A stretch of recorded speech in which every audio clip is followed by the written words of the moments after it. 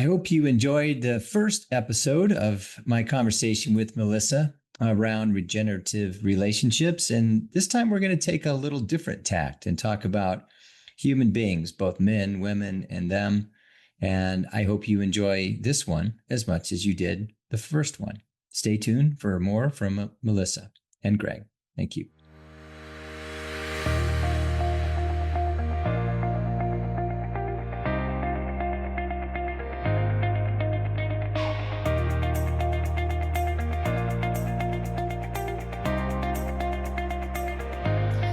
How do you feel when I say the word patriarchy? Like, what does that bring up for you? Not much. I mean, honestly, movies more than anything. I didn't honor my dad that way, but I would answer that the background to a lot of the roadblocks, the imaginary or real roadblocks for men comes from parenting, and they could have had a patriarch in their household. Could be a grandpa, how he fathered your dad, and you were aware of it. But it also focuses on intimacy. And intimacy, a good friend of mine, Steve McGee, said, "Into me you see." Men inherently do not want you to see inside of them, which means the heart and their soul and what they're really feeling. And again, feeling isn't weak. Here's how I'm feeling in this conversation: alive, proud. And you said it. And this is my message to anyone listening, men, women, them. Do the work. You know what's inside and you know what's not working. It might be something you can't stop doing. Get help. Ask for help. Then do the work. Yeah. Hire a therapist. Go to a therapist. Hire a coach. Do the work. And understand the beautiful things that are in your life that you are so proud of that came from mom or dad or both. Own it and continue to do that. The things that are not serving you or your relationship or relationships, recognize, why do you continue to behave like the dad that part of your dad that you didn't love and admire? Why are you being like your mom, man, men, and you didn't love and admire that about her? So here's what you do. You say, this isn't serving me, my career, my relationships, my children, and let it go. But acknowledge it first. And I'm not going to ask you to beat pillows or go out and build a house and burn it down with all the stuff that you don't like anymore in it. No, it's just write it down, recognize it, live with it, own it. And if you're courageous enough, share with whoever you're in love with and say, I'm going to stop being jealous. I'm going to stop being judgmental. Well, guess what? I just described my mom. Do I want to be jealous and judgmental? Does anybody?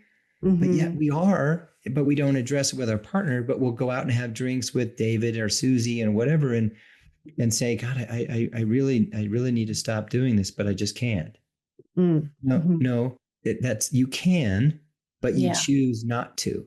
So even your words that you say to yourself, why do we give ourselves passes all the time?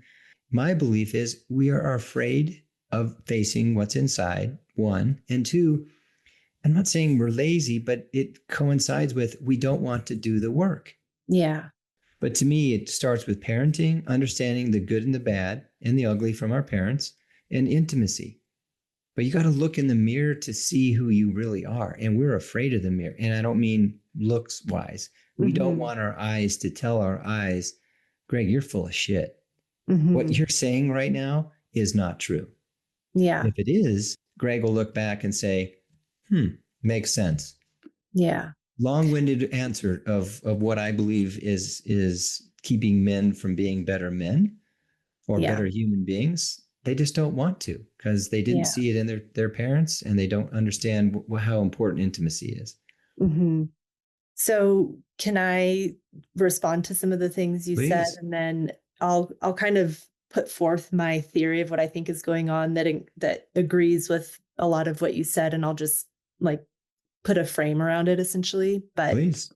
I kind of think like what you're tapping on is shame. First of all, there's a deep shame, I think, that most people have when when looking at ourselves, because we're going to find stuff that we don't like, and it's hard. Like if we don't have capacity to separate that from, if we don't have a capacity to say that's behavior versus who I am as a soul, as a being, it is very hard to hold it out here and look at it. If we're identified with the feeling of shame, it's almost impossible and it won't happen. Mm-hmm.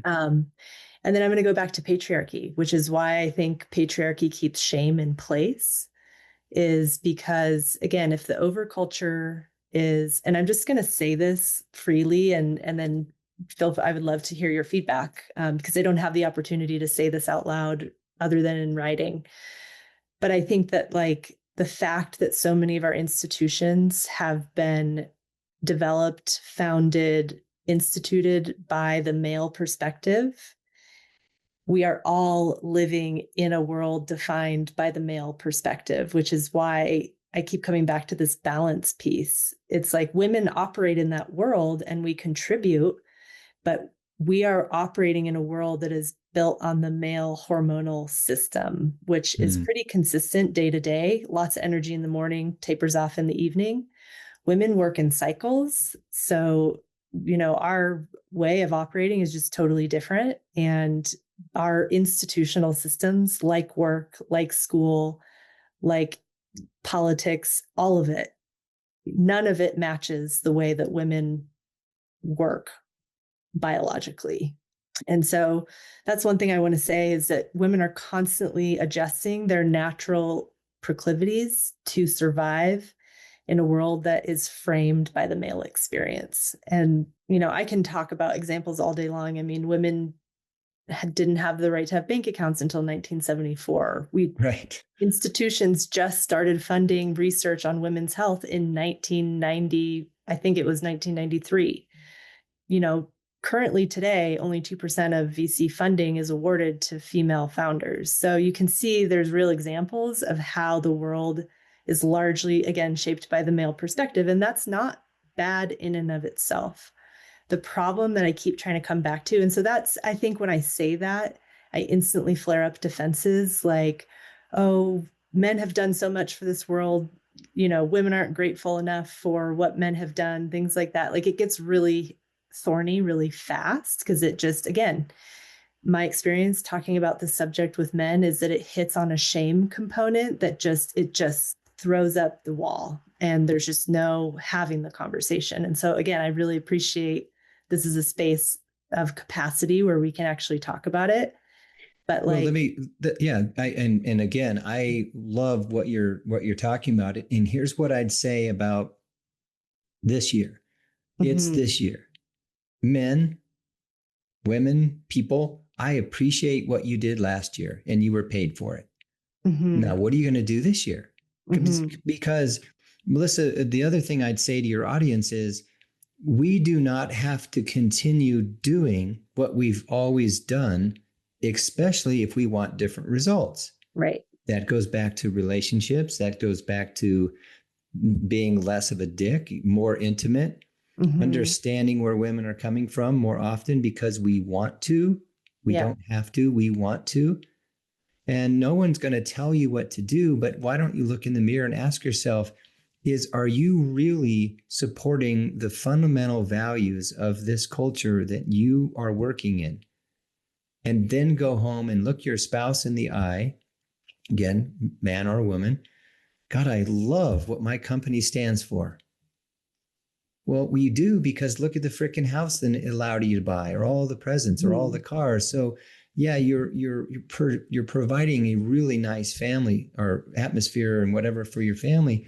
But when you look in the mirror and you're not around anymore, are your kids really going to say, my dad rocked it as a dad? Or are they going to say, my dad was freaking wealthy? What do you want on your freaking tombstone? And I want to get to the part where it benefits men to examine patriarchy, because there's a huge payoff and it's more fulfillment. It's more connection. it's greater satisfaction in all these different ways. But the problem I find is getting from, the biggest problem I find is getting into the conversation. And again, I think that that's because of patriarchy, because when men don't value emotional experiences and they don't value having emotional conversations, we don't have these conversations with men. Women go off and have them with each other, and I'm not saying all men. I really want to be clear too. I'm Oh, talking no, broad. I'm talking I, broad strokes, yeah. so if for anybody that feels like, oh, well, that's not my experience, that's totally fine. There's tons of nuance in this conversation. But what I want to have are the nuanced conversations. And I need to paint the broad strokes Mm-hmm. to say, men, we really need your participation. I'm trying to figure out ways to invite partnership from men to have this conversation in a way that serves both men and women so that it doesn't feel like a therapy session, yet it gets to the emotional material that needs to be identified and worked through as a partnership, So now I'm talking about cultural partnership. Yeah. So let me invite you to consider if I was somebody that you're describing, then I get tensed up around patriarchy, or I'm afraid of having that conversation. The question might be, hey, Steve, why would this be important to your relationships? To really understand this particular area of your life, or this model that we've been, as you well documented, for years and years and years. And part of it, Melissa, is what part of the country you live in. No judgment or shame there. It's just the habits are harder to break if no one is even aware of what's going on. It's just repeating bad behavior. And I came from obviously a mom and a dad, but both of their families are significantly different. Still, on my dad's side, nothing has changed in 50 some years that I've known my cousins. Right. It's just incredible. But again, it's by choice. Yeah. It's by comfort. Right. And when you make people uncomfortable, then you'll see growth. But they have to be willing, Melissa, to be uncomfortable. And men, I don't have a problem saying this. They're babies, they're pussies. They don't want to do the work because they want to be comfortable. Look And I at think you just named it. It's a unwillingness to be uncomfortable, and that little sentence that's actually holding up a whole system of harm for a lot of people. That's what I want men to hear is that. Well, look at them. I mean, honestly, it's not about how you look, but I'm going to ask us to evaluate the majority of men over 45 to 60 some. They just let themselves go. And I don't mean, again, there's heart issues, there's legs, there's hips, there's knees. I get it. But it's really just a conversation around, when did you stop caring about everything around you that was so important, all the way up until you retired, or all the way up until you got fired, or all the way, you know what I'm saying? Yeah. Well, and again, I'll at the risk of sounding like a broken record, I'll point back to patriarchy. Patriarchy is a brutal system that keeps people in high competition and high one up, one down positions with one another. That is how we relate to each other, through the lens of patriarchy, through the structure of patriarchy. So it's really important to identify that, because men are suffering at the hands of this system as well. And that's what I also want men to hear, is that I so much want my nephew and brother and all the men that I love and appreciate in my life to experience being seen as real people, which, when we operate in this system that prioritizes economic success over everything else, men don't get the opportunity to feel seen for their true contributions and their true gifts either. Women experience it as well. So I really want to be clear that this isn't just women, tossing their hands up and being frustrated. It's like, it's really just not working for everyone involved. And people are unmotivated. to improve themselves when they feel they are operating under an oppressive and crushing system. And that's where I think more of that comes from. So Yeah. I'm also I'm not speaking to the people who just have no interest. So actually, I'm really speaking to the good guys who, do take an active role. And they're the hardest people to have the conversation with because they are good guys and they are doing some of the work, but they're not identifying the true core of this issue, which is there's still some level of discomfort that needs to occur in order for us to break through as a culture, both men and women, in this conversation. And so that's what I would really love to invite, is just men who are really ready to change the generational cycles and the generational legacy and wealth of relationship health in their families. Those are the men I want to talk to. Yeah, and you need to meet Doug McGee if you don't know him already. Mm-hmm. He's just a real great guy, good friend of mine. He helps men become real men. Yeah. And it's called Realm. And shout out to Doug McGee. He has done amazing work, and he makes it fun to have the uncomfortable conversations. Exactly. He also shows value in having the uncomfortable conversations. But men or women and anyone frustrated, here's what I recommend. Start with, are you willing? Right. Are you willing to set aside 5 minutes to ask your spouse, how may I be a better partner? And shut up and listen. Because whatever they say is their truth, and their truth should matter. I'm not shoulding you, but it better matter. And if she's not important enough to listen to, what are you doing? A real relationship is when you have a real relationship with a real person, not just buying her things and taking care of her. And again, there's a circle of women like that who can't stand their husbands, but would not leave them because, oh, I'm going to lose the house. I'm going to lose the car. I'm going to lose the whatever vacation home in Italy. Yes, there's a small percentage, but our conversation is to the men that are willing to do the work. In my opinion, the men that are willing to ask questions, and women, the courage to say, hey, John, this shit stops now. Please don't expect me to do everything. You're very capable. I'm tired too. Let's work together. Yeah.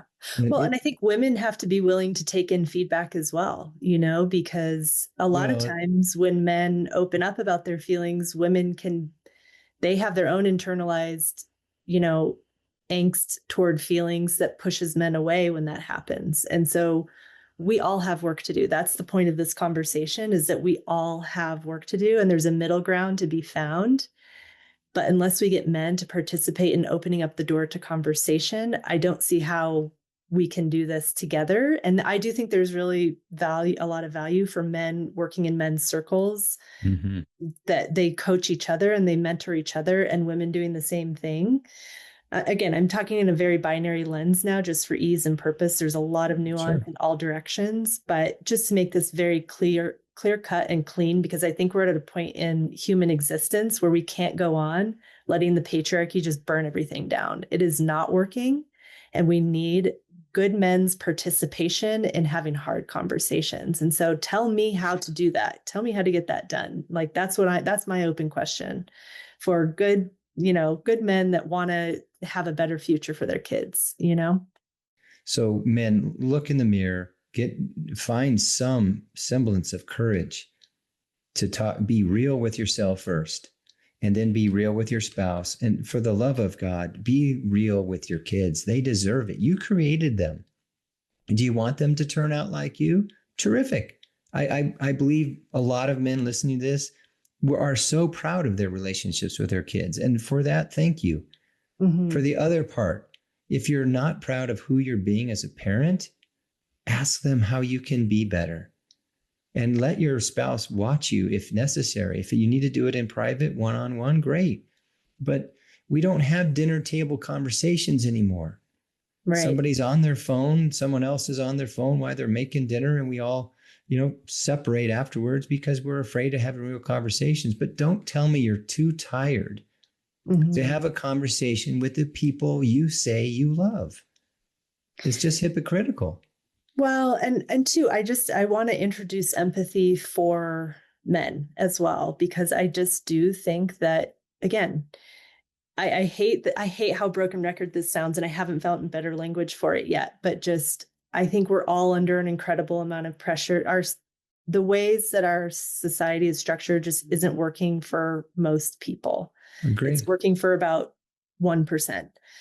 So I'll just rephrase it another way, is like, let's have empathy for our experiences, all of us. Like, why am I not having the hard conversation? I'm scared as hell, Hmm. like, so I really want to frame these conversations in a sense of empathy and compassion, for we're all coming from this system that is, it is anti-life in so many ways. And what I again am inviting is that if we want a system that really nourishes and regenerates us as people within the relationships that create our entire infrastructure of human existence, we need to start asking ourselves, like, what would it take for me to come to the table, and not just with your spouse or your kids, but also with your boss and with your employees and with the person, that's coming to you, on social media and just asking this question, like, Yeah. I message leaders all the time asking, like, why are you not saying anything right now? We really need your voice. And, I get varied responses to that. And I would like to not have to be so, like, what feels kind of assertive and aggressive in some ways. I would like to see more men take initiative to start these hard conversations with women. It's not assertive or aggressive, Melissa. It is you're being curious. How may I Yeah. Well, serve I'm you? being urgent because I just feel like it's so I urgent. know. Well, but the pure definition of empathy, I wonder, I want to know where the other Mhm. person is coming from. We don't have empathy because we say we're too busy to ask that question. Then Mhm. type it, send a text. Right. Hey, Right. Steve, it's Exactly. been a while.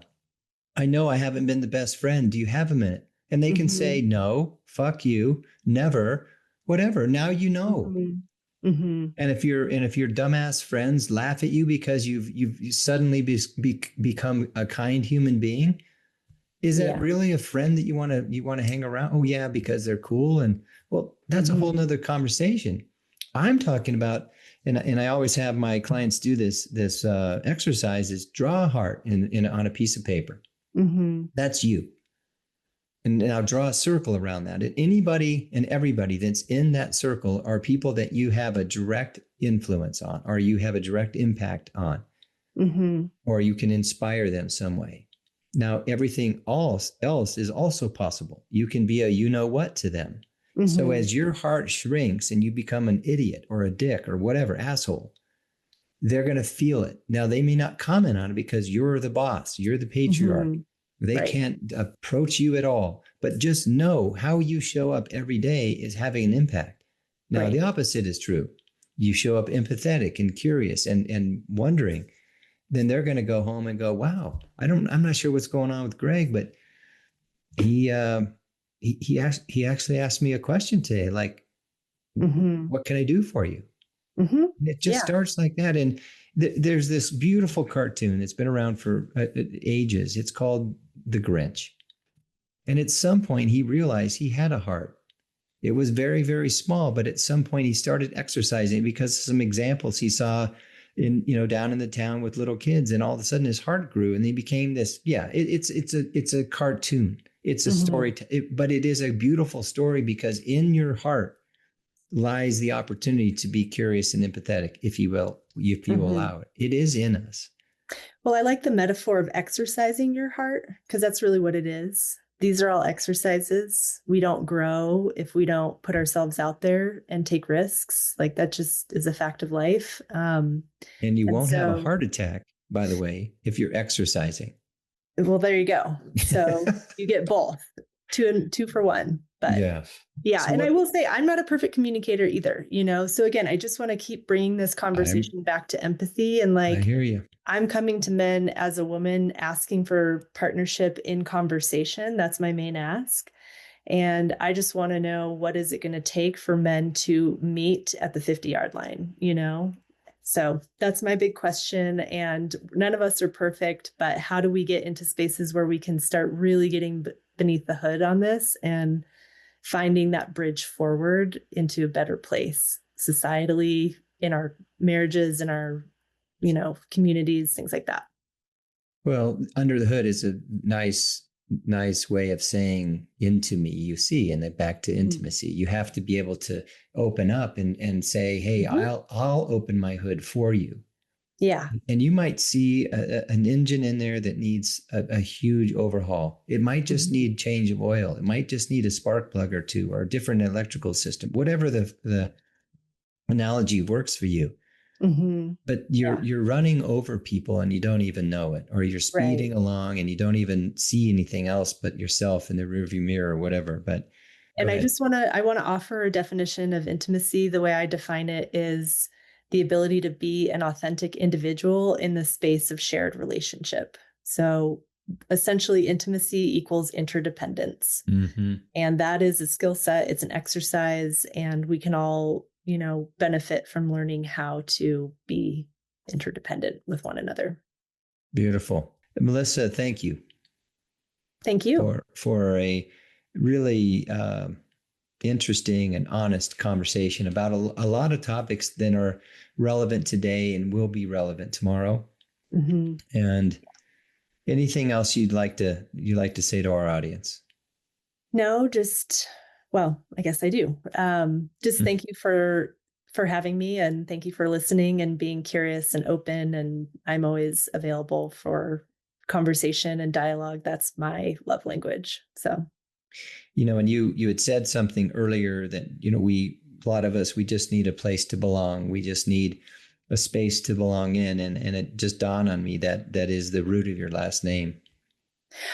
Yes, I just realized that in the last couple of years as well. Yeah, belonging. And a lot of people don't believe they belong, and that's why they hide, and that's why they hurt themselves, or they even want to take their own life. It's just something that comes from parenting and society and friends and newspaper and bad decisions in our government. We don't believe we belong, and that's sad. It's really sad. That's a whole nother conversation. But I found this conversation. Kind of the root. It's the root of everything we're talking about. When people feel included, and they have to include themselves on a level, but we also have to create the context that includes people. That's interdependence. It's a two-way street. But it heals the world. So. Yeah, the exclusive circles that don't allow other people in. And I mean, there's so many movies on this topic, but they just go and hide, and then we can't find them anymore. Yeah. Anyway, loved it. Really enjoyed it. And we'll do the best we can to make this 2 very interesting podcasts. Okay. Yeah, I'm excited. And thank you again for the opportunity. My pleasure. Yeah. See you soon. Talk soon. Bye. All right. Wow. What a conversation. I have known Melissa for a lot of years. We haven't spoken in a few years.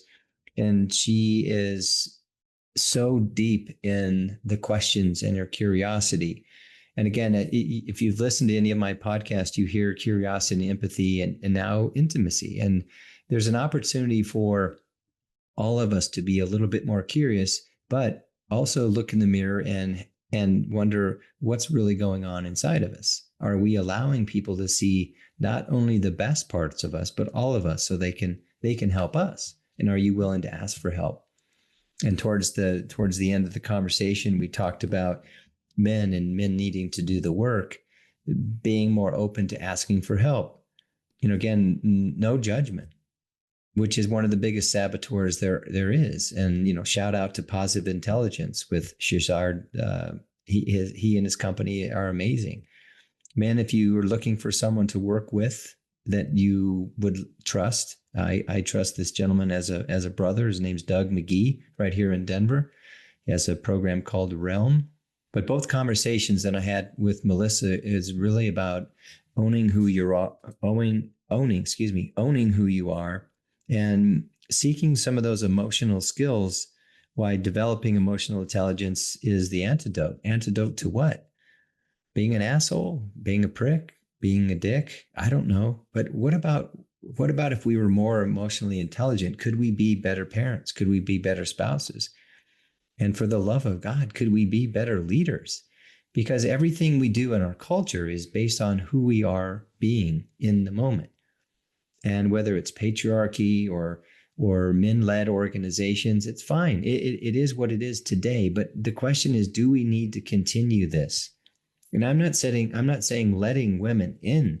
I'm saying being more inclusive so you can get ideas from everybody, not just those that you grew up with, just not those that you're in partnership with, not just those that give you the big donations at the beginning of every year. And again, I said a lot there, figure it out. So who do you want to be and how do you want to run your company? Because as she so eloquently pointed out, the culture is the result of the leadership team. Men, women, parents, you are the leadership team of your organization called family. Focus on what's really going on. And leaders, I say it all the time, you want a better culture, lead better. You want a better culture, ask better questions. It's not that difficult. So with love and service, I say thank you for listening and look forward to hearing from you next time. This has been Greg Aden with Servant Leadership.